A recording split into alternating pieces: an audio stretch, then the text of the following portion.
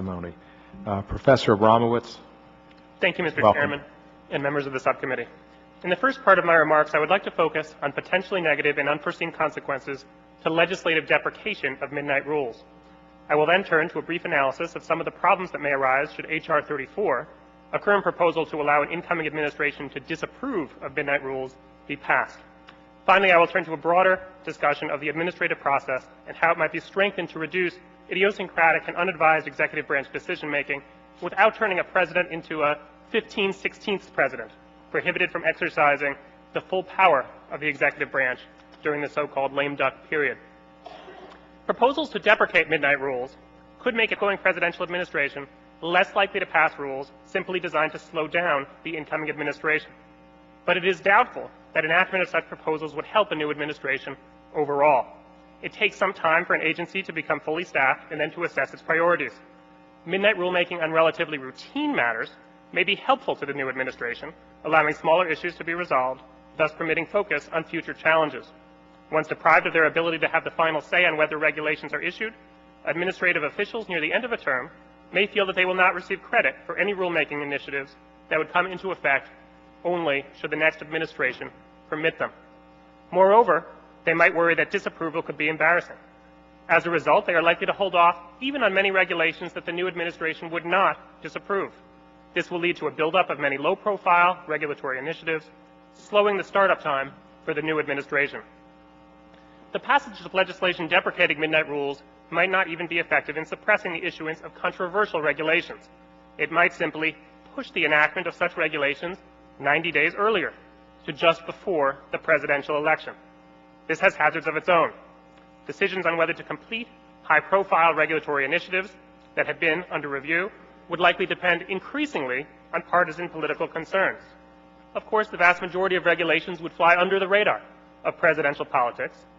This, however, merely emphasizes the futility of any effort to eliminate the incentive that administrations have to complete rulemaking initiatives that they have begun. H.R. 34 leaves many unanswered questions. Some problems with specific language of H.R. 34 should be easily fixable. For example, the current definition of a midnight rule applies to, quote, a rule adopted by an agency within the final 90 days a president serves in office. Read literally, this would appear to apply regardless of the reason that a president leaves office, including if he or she dies or resigns. Other problems might not be fixed so easily. The bill does not make clear whether a president's decision to make an exception to the midnight rulemaking ban or a subsequent agency's decision whether to disapprove of a regulation is subject to judicial review. A cornerstone of our administrative process is the requirement of reasoned decision-making, and leaving these decisions entirely unchecked would be inconsistent with this requirement. Excessively intrusive judicial review, on the other hand, could undermine the effectiveness of this reform. Midnight rulemaking can be seen as problematic not so much in and of itself, but as problematic in what it signals more generally. Because midnight regulations occur so near the transition, they highlight the fact that different administrations are likely to pursue different objectives.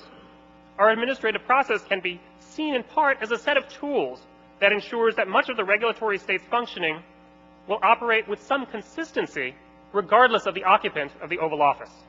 Because agency regulations must go through notice and comment, agency officials must prioritize reforms. We do not end up with one version of the Code of Federal Regulations for Democratic administrations and another version for Republican administrations. Even if one believes that administrative agencies have too much leeway to move policies over to their ideological priorities, disallowing midnight regulations is a crude response. It is akin to proposals to enact a moratorium on all rulemaking. Other regulatory tools can help achieve the beneficial ends of regulatory continuity without artificially freezing the administrative process.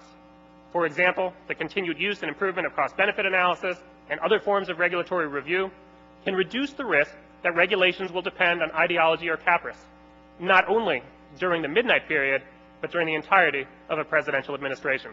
Thank you again.